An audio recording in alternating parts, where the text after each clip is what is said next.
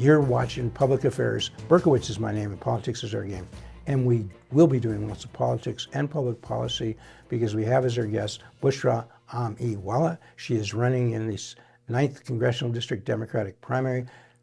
Jan Schakowsky, who's been there for 28 years, is stepping down at the end of this year. And so that primary, surely whoever wins the Democratic primary will be winning the general election. I can say that. And so this is important. Get informed. Watch the show. You'll see lots of discussion, somewhat heated, but I think it's all respectful. I always intended to be respectful. I think Bushra did as well. So thank you so much for watching. Keep watching Public Affairs. She is one of 16 candidates. I think there are really like 6 or so who are really in the top tier. I don't mean to offend anybody, but in terms of, I always say MOM. M is for message, strong message. O is for organization. M is for money. So if you've got MOM, if you've got those 3 things, you're a bit more credible than people who don't have that. I would say it's a necessary but not sufficient condition to be in the top tier, right? So we're going to be talking with Bushra on this show, but we may refer to some of her close competitors, maybe like Kat and Daniel Biss and Senator Laura Fine, Phil Andrew, who's teamed up, and it's kind of interesting when we talk about that, with Bruce Leon, who's dropped out, but they've sort of joined forces. So who are you at your core? I mean, I know you've described yourself or others out as an activist. Of course, you're an elected official since you're a school board member, and you worked for Google for 5 years. You left that to become a full-time campaigner in September, right? Correct. Chicago-born, Pakistani immigrant parents. Were they legal immigrants? Does that matter? They were legal. Do you know for your school district, 73.5, what's the percentage of kids across the school? You got a middle school, you got a K through 5, you got a preschool. I don't know that we have the data for the preschool, but you have it for the K through 5 and the middle school. What's the percentage of kids who read at grade level and who do math with proficiency at grade level in your schools? So as you know, that data is seen for 3rd grade to 8th grade because any earlier than that, the metric is too fluid to have it as a baseline. So it's close to the state average, which is about 44%. Is that good? The state average is 41%, so it's above the state average. No, but just between us girls, so to speak. Do you think that's good that only 41% is the state average, you have 44%, is that what you said? Close to that. So 56% of the kids don't read at grade level. Some people characterize it, they really don't learn how to read. And you know, the data for Chicago is probably worse. Yeah, it's lower. Black kids reading at grade level has fluctuated, I say, over the last 20, 25 years, as I've been talking about this with various guests. In Chicago, a good part of the 9th CD is in Chicago. So you should be aware of those numbers. And it fluctuates between 10% and 20 or 25% for blacks reading at grade level. Okay. And for example, in 2024, only 21% of the black CPS students read at grade level in Chicago, 60% of the whites, 24% of Hispanics. So quite an achievement gap, if you want to call that. You know, what do you focus on that? Do you discuss it at the school board meetings? Would you like to show some improvement? Because it doesn't seem to be improving in Chicago, in Skokie. Am I right? I mean, it's better than average, but that's not really good. I know. Do you know what the national average is? No. Well, I know in Illinois, across the state, the entire state of Illinois, it's about at best 39%. Right. Do you know what the national average is? Well, is that across all school districts, inner city, suburban? Across the country, yeah. What is it? It's also about 40%. And honestly, I mean, so I say that to say that cherry picking just Chicago or Skokie when this is a national epidemic that we're in is what my focal point is. I mean, especially coming out of COVID-19, the types of things that we're seeing kids that are being impacted from a learning and ability standpoint, and with the rise of technology, I mean, I see it being a biggest part of why we're seeing the gap that we are, and we're seeing this across our entire country. Gap, you mean the achievement gap between blacks and whites and Hispanics? I'm saying the reading gap in general, but sure. What about math? Kind of the same thing. It is kind of the same thing. The kids are not learning. I mean, I don't think he's going to slam you if you say, I just want to talk a little bit about this in my minute, about the terrible statistic of the number of kids who read at grade level in Evanston, in Chicago, and so forth. Yeah. And the achievement gap, but even without the achievement gap, it's not good for, at Evanston Township High School, I think whites read perhaps at 80%, blacks at 20%. So the whites are doing okay there, okay, at that particular school. I don't know why. Don't you think the moderator should raise it? If the moderator doesn't raise it, I mean, I said the 6 top candidates: you, Bushra, Kat, Daniel Biss, Senator Laura Fine, Phil Andrew. He's talked about it with me, okay, on this show. Bruce Leon, who's dropped out now, but he's talked about it. Mike Simmons, I think not at all. I don't. So Jeff, you were at the forum, right, at Westridge? You were at the forum? Right, sure. So we all did our intros, and some people mentioned their top priorities. Some just did bios about themselves. My top 3, my third one was increasing federal funding for public education. So in theory, I still am the only candidate that talked about it at the forum as well.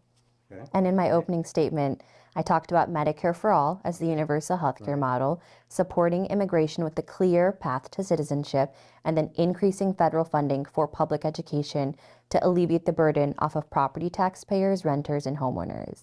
But, you know, with all due respect, it's not low funding. Chicago spends $34,000 per kid per year.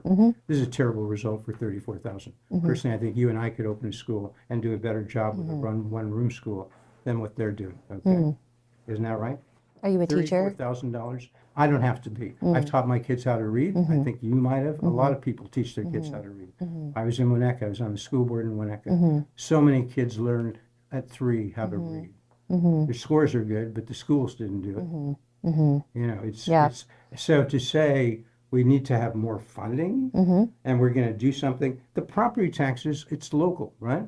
So 70% of the property taxes come from education spending. So it's not spending more, is it? It's spending more efficiently. If you have schools that aren't teaching kids how to read, what would be your solution? I mean, you're educated. You went to DePaul, undergrad, information sciences, and at Kellogg, MBA, right? So you must have thought about competition and how it works. Do we have any competition in the public schools? Do we? Well, to your earlier point about what I would do about funding, when you increase federal funding, it's based on something like a step scale about amount of students that are on free and reduced lunch, as an example. And when you increase federal funding, you are alleviating the burden off of property taxpayers, renters, and homeowners. And I honestly think your question, again, respectfully, is just being framed inaccurately because, again, we lead with... Inaccurately? Yes, because we're leading with the national average. If the national average was 80% and CPS was at 30%, I would see where you're going with this. But cherry picking Chicago out when it's within a couple percentage points of the national average... Excuse me, maybe I wasn't clear. Across the country, especially in the inner cities, but Lake Forest, 64% of the kids read at grade level. Okay, many of those are white. They don't seem to have any obstacles. So it's a national problem. It's worse in the inner cities because they have obstacles, they have barriers. I understand that, but it's not good anywhere. I mean, would you agree? Yeah, that's what I just said. To say we're a bit better than average, does that give you any comfort? Well, I just led with the we're not good anywhere statement either, right? So what I'm saying is it's a national epidemic. Again, out of COVID-19, the impact we've seen on students, particularly not just in K through 8, but also in high school, it is following them every single step of the way. I mean, you see attention spans, not what they once were either. So to that point, like they're up against teachers and administrators are up against... Before COVID. Can't blame it on COVID. Terrible after COVID. The data support that. Yeah. I mean, that was just a blip. Would you say it's worse after COVID? Not much. It is. You really can't get much worse than having 10, 20% of black kids read at grade level or read at all. I mean, when you say that was all before COVID. So what did it go down to from 10% to 2%? Look, this is around the state of Illinois. Wire Point's to study this, okay? It's all around the state of Illinois. There's Decatur, there's Quincy, and it's across race, black, white, Asian. Some are better because they have fewer obstacles and barriers, but it's almost not good anywhere. And so You know, some people say we have to do something different, right? Yeah, I think Bruce Leon said that. Have to do something different. sure. Give people school choice. Okay. Would you do that? I mean, if you have a school and they're not teaching kids how to read, and you say to the kids, hey, we're spending 30,000, 34,000 per kid per year, state, federal, local, all together, here's your 34,000, go to the school of your choice. That's competition. Would you do that? I don't think the reading level has anything to do with competition. CPS has that competition. You see students students testing into high schools. That is competition. That is a form of competition within Chicago public schools. So in theory, that is choice. Like four good high schools, and they're all competing. So what's the difference? Well, the others are terrible. That's not competition. If most of the schools that are good are full up, you're not going to get in. You're going to not have a test score. It's not competition. A competition is you take a school that's not performing, okay? And it's not performing in large part, especially for blacks, but also Hispanics and whites, and say, all the kids, almost all the kids, if you gave them that money, I'm sure would say, I like the money, I'll try something somewhere else. Almost all the kids. Some kids are at schools that are doing well, but that's not competition if you got like 4 out of 600 or something. So what's the difference? When you have a test-in option for high school within CPS anyways, I just see that being the epitome of choice as is. And to your point, there's still only 4 options that exist. That's the peak of competition, and we're seeing that's not... 4 options? Well, you just called out. Why can't they go to private schools? I think the private schools would love to have them. They could be parochial schools. They could be Jewish day schools. You have Orthodox Jews, 15,000 in your district. Do you know many of those folks? Yeah, I know a handful. Do you think those 15,000 Orthodox Jews would like to see you run for Congress on the idea of giving them school choice? Because, you know, under the big, beautiful bill that was passed by Trump, right, there is the governor can opt in to school choice, which will cost the state nothing. Are you asking the governor to opt in for school choice? I think public taxpayer dollars should go fund public schools. Really? Yeah. So if the kids aren't learning how to read, the important thing is keep them in public schools, because public taxpayer dollars should be there, even though they're not learning how to read. If a kid goes to a private school and he learns how to read, why is that a problem? The important thing is make sure the kid learns how to read, to do math with proficiency, and is becoming educated. Why does it matter whether it's a private school or a public school? Do you have the statistic on private education's literacy rate? To the extent I've looked at it, which is a fair amount, yeah, it's way better. What is it? You know, you have to look at certain areas. But if you look at black areas, say House Franciscan, which is a private school, years ago I looked at that. And the socioeconomic groups at House Franciscan, very similar to the socioeconomic group of the public schools, outperforming. Going to college, 4-year colleges, the data is really overwhelming. Have you looked at it?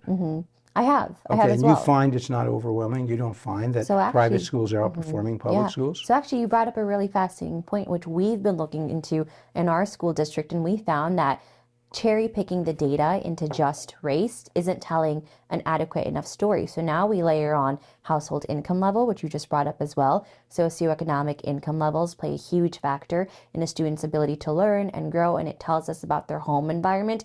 And now we find that we're able to layer on whether it's a single parent or double parent household as well. And I think when we layer those factors on as well, it really tells a full and complete story that just race does not. Respectfully, I disagree. What I said was, when you look at those other factors, they're similar because you're taking kids from similar socioeconomic, even for charter schools, which I don't think do as well as voucher schools, but even there you see a substantial improvement, even though the socioeconomic factors are the same, because you're taking them from the same neighborhood. The same pathologies that you refer to exist, whether they're going to a charter school or to a public school.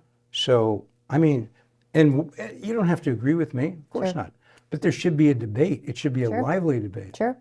It shouldn't be just you and me. It should be you and Daniel Biss. He's the mayor of Evanston. I mean, I know, you know, really they don't do much about schools, but they should. He's been there for 5 years. Have you ever heard him really talk about this issue? I haven't. And to your point, it has to do with what the Board of Education does. They're the governance board that oversees public schools.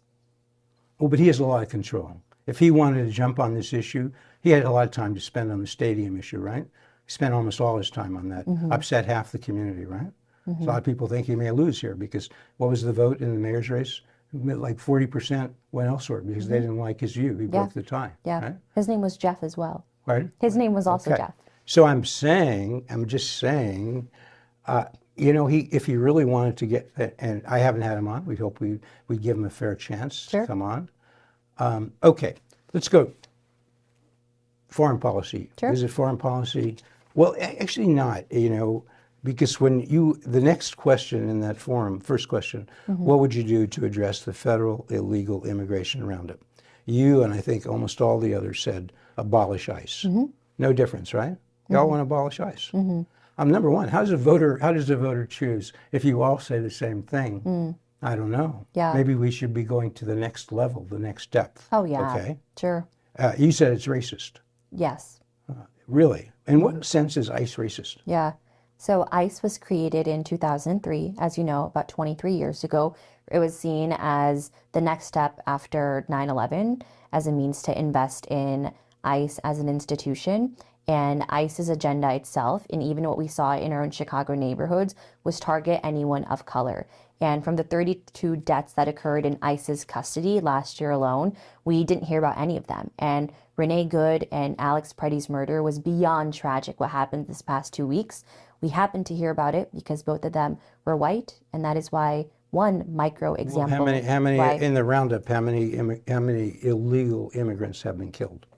I said there were 32 people that we know of that were killed in ICE's custody. In ICE's custody, is that where across the country, or is that here or at Broadview? Where? In ICE's custody. Oh, across the country. Last year alone. That's of what's been reported and that we know 32 total who were killed under ICE's custody. in the past, couple months. Have there been investigations and trials? Have any shown to be due to ICE's negligence? There have been no trials because all ICE agents have been granted immunity by the vice president. I'm sure you've seen that too. By the vice president. So you mean he has the power to do this? It's not federal law. There's no congressional law that controls this. It's all up to the vice president to grant immunity? Well, that's a micro example, but ICE agents have been offered immunity so that it has not been investigated, to your earlier question. So you're convinced ICE is a racist institution? Is that your only problem with, if they could clean up that issue, if they could, would you think we should have an entity called ICE, Immigration Control and Enforcement? No. Is there a need for it? Especially at this point, the way that ICE has been created, it's beyond the point of being repaired, which is why the statement abolish ICE is that if there was a world in which an institution that should do what ICE was created to do, it cannot be during the entity of ICE. Being given quota systems, I mean, come on, at that point, you're just trying to pick up people for the sake of meeting your daily quota to get a bonus. Well, you know, there's been allusion to that. Whether there is a quota, whether it's enforced, I really don't know. It's in ICE's job description. It's in ICE's job description. It's been covered by multiple journalists who've gone through the job application of ICE as investigative journalism, so it is public information. Well, the big problem with immigration was, before Trump came in as his second term as president, we had basically an open border, right? I mean, we had like 8 to 10 million illegal immigrants just walk across the border, essentially unvetted. Is that what we had under 4 years of Biden? I wouldn't say it was an open border, but... Really? Did you ever see, TV showed this. Maybe you never watched Fox, because CNN really wouldn't show it, MSNBC wouldn't show it, but Fox showed it all the time. Do you think it was all a show thing? Do you think they had actors walking across the border? Really? I didn't say there were actors walking across the border. Well, but my point is people were walking across the border. How could they be vetted if they could just walk across? I mean, if you followed this, you know, initially when they came in, they were checking, but they were overwhelmed because Biden had said, come anyone, come all. And so people were stacking up, and then they started flying them around into the country. We have a problem. Do you think it's a problem that maybe 8 to 10 million were essentially unvetted and to your illegally? Earlier point, ICE is different than Custom Border Patrol. Those are two separate entities. So when we say abolish ICE, ICE was not the one that had anything to do with the border either. That's CBP. No, but that's the problem now. If you have 8 to 10 million people who are not vetted and are here as illegal immigrants, would you agree that some of those, maybe a significant portion, are a criminal element in addition to coming here illegally, maybe have engaged in violent crimes? Would you think that might be significant among these folks who are here, the 8 to 10 million? I don't think people are escaping violent crimes. They're escaping and coming to this country because they believe it's for a better life. The circumstances that they're escaping Have you looked at the is data? not How anything many that would make it that it's appealing to leave their country of origin, to stay there. So in your view, there were no people who had committed crimes in their home country who came across the border? No rapists, no murderers, nothing. They just were hardworking people. I believe, yeah, majority of them are hardworking individuals who came to this country Have to there been access any? for Do you look increased at- job opportunity and education opportunities. Do you look at the data from DHS? Do you see the numbers of people who have been arrested and found that they were committing crimes in their home country or have committed crimes in this country? Have you seen any of that data? And did you see the data of DHS about the amount of people who are documented citizens that have been taken under their custody as well? Yes. I mean, I don't know the exact numbers. Do you? Do you know the percentage of people who are citizens of this country and were improperly arrested? Oh by yeah, ICE? it's been What percentage is it's it? beyond a handful. I just saw I the didn't say it other was a day handful. that What percentage I is just it? said the other day that I saw 13% of people that were let go within a week of last year's ICE custody had either proper documentation status and had spent over a week in a detention center under ICE's custody. So to that point is that you can't again call it one element without acknowledging the other either. I wish it was that simple, No, but but it's not. Would you look at the data across the country? Do you think has it worked any better with cities and states that are not sanctuary states and cities? Okay. If you look at New Orleans, where it said it works better, a variety of states that are not sanctuary states, excuse me, sanctuary states and cities, has the program to find and identify people who are a criminal element and detain them when possible. I mean, do you think it might be better if the law in Illinois allowed the jails and the sheriffs and whoever has somebody in custody to call up ICE and say, we have this person, we think they've committed a crime, we think you ought to look into this and detain them, come pick them up? Do you think that might be better than sending ICE into the streets with people looking over their shoulder and trying to, I don't know, identify these people and do something about that? Do you think that might work better? It sounds like maybe following the chain of command is what you're calling. You're asking if that's a more effective model than harassing, terrorizing any neighborhood for the sake of, again, a quota system, which now Right, both of us have agreed upon. No, but it's part of the problem is the sanctuary state city. Because when we have cities and states across the country, if you've looked at the data, it's quite different. Crime is down, more so. Crime is down nationally, so that's going on anyway.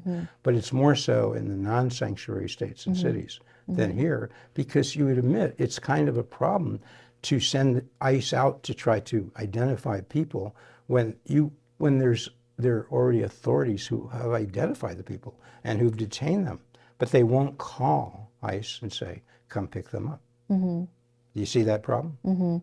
I think any detention center or prison that is privately owned is the root of all of these problems right now. There is someone who is earning a very pretty penny off of any single person, regardless of their documentation status, that is being picked up, put in a detention center for the sake of lining someone's pockets, right? So when we talk about root causes and problems, I think it's the privatized version of it as well. Really? So you, even though you went to Northwestern, which has a lot of free market economists there, would you not use the free market much?